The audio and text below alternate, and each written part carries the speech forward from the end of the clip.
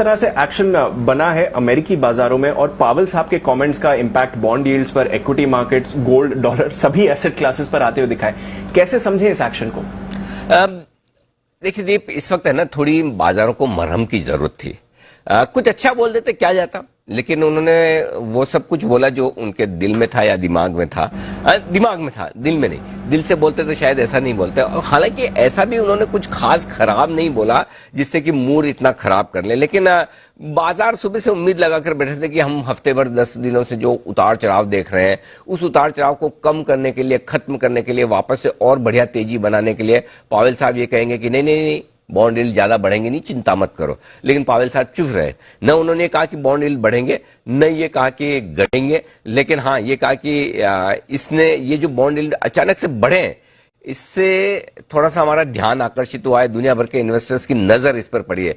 इसका मतलब ये है कि बाजारों ने ये निकाला कि इसका मतलब वो ये तो नहीं कह सकते कि बॉन्ड यील्ड नहीं बढ़ेंगे, और कहना भी नहीं चाहते, लेकिन साथ ही ये भी नहीं करेंगे घटेंगे, तो इसका मतलब ये कि बढ़ेंगे। अब मतलब आप जैसा चाहे निकालना चाहे निकाल लें। अमेरिकी बाजारों ने और अमेरिका के बॉन्ड मार्केट ने ये मतलब निकाला कि बॉन्ड यील्ड बढ़ेंगे, बस वहीं से बिकवाली शुरू फिर से होती हुई दिखी। तो पावेल साहब के बयान ने मरहम लगाने का काम नहीं किया। ऐसा भी नहीं कि गांव कुरेदा हो, लेकिन जो कई बार आप कहते हैं कि आप उम्मीद करते हैं कि कोई आपके लिए अच्छा कहेगा, अच्छा न कहे तो भी आप निराश हो जाते हैं। अमेरिकी बाजारों का हाल वैसा ही रहा है, और डाउ फ्यूचर्स भी उसी लिहाज से थोड़े से नीचे होते हुए दिख रहे हैं। इसके चलते न सिर्फ इक्विटी मार्केट में बल्कि कमोडिटी मार्केट में भी अक्रॉस द बोर्ड आपको सेलिंग देखने को मिली है। कच्चा तेल छोड़ दें, ओपेक की बैठक नहीं होती तो ये भी लुढ़क जाता, अदरवाइज सोना चांदी देख लीजिए, आप मेटल सारे देख लीजिए, सारे के सारे यहां पर करेक्शन के मूड में आते हुए दिखे। तो लाइफ टाइम हाई के आसपास आपको और ऊपर जाने के लिए दीप जिस तरह के ट्रिगर्स की जरूरत है, वो ट्रिगर्स शायद मिसिंग है अमेरिकी बाजारों से, और यही वजह अमेरिकी बाजारों में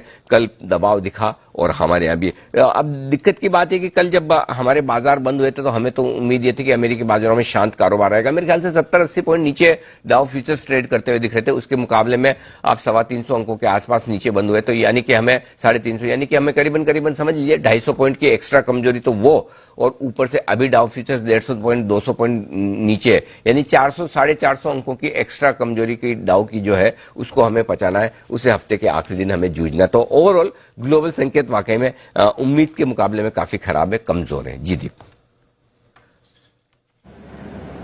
बिल्कुल अनिल जी, और इसमें तेल, आग में तेल डालने वाला काम ओपेक करते हुए दिख रहा है सर। बाजार ने तो अनुमान लगाया था कि शायद प्रोडक्शन बढ़ाया जाएगा, दाम थोड़े कूल ऑफ होंगे, पर यहां तो उल्टा ही हो गया।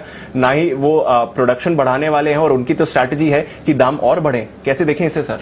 यही एक समस्या है, और सबसे बड़ी बात दीप है, आपको याद होगा पिछली बार हम लगातार जब से ये $45 से धीमे धीमे $50 आया, 50 से 55, तब हम आपको याद है एक बात कह रहे थे कि कच्चे तेल में ये जो बढ़त होती दिख रही है, ये बढ़त रिस्की है।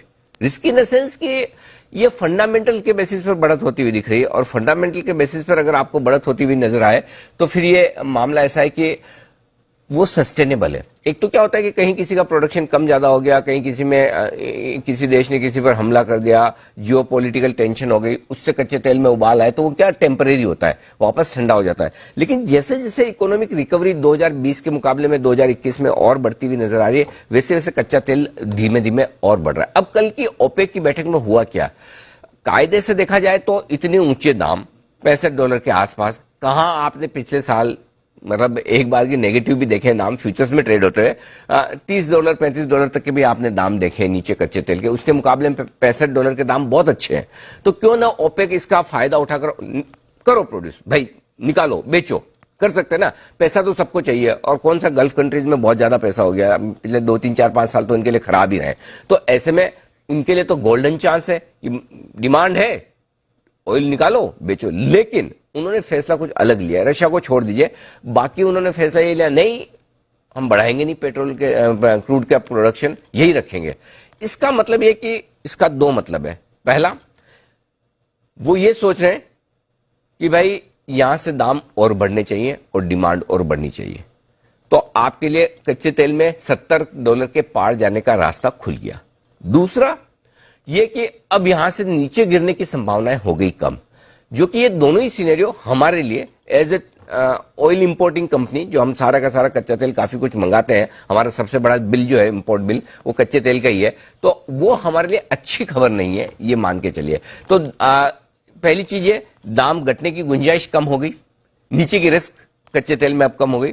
हमारे लिए रिस्क है, मतलब कच्चे तेल के लिए रिस्क कम है, यानी कि अब आपके लिए एक तरह से है ना $60-62 के आसपास बेस बन गया, जो आसानी से टूटेगा नहीं। $70 पार होने की संभावनाएं बन रही है, और 70 पार हुआ तो हो सकता है आपको 74-75 की तरफ जाता हुआ कच्चा तेल दिखे। तो कच्चा तेल एक और नई रिस्क हमारे लिए पैदा कर रहा है, हमारा इंपोर्ट बिल बढ़ाकर।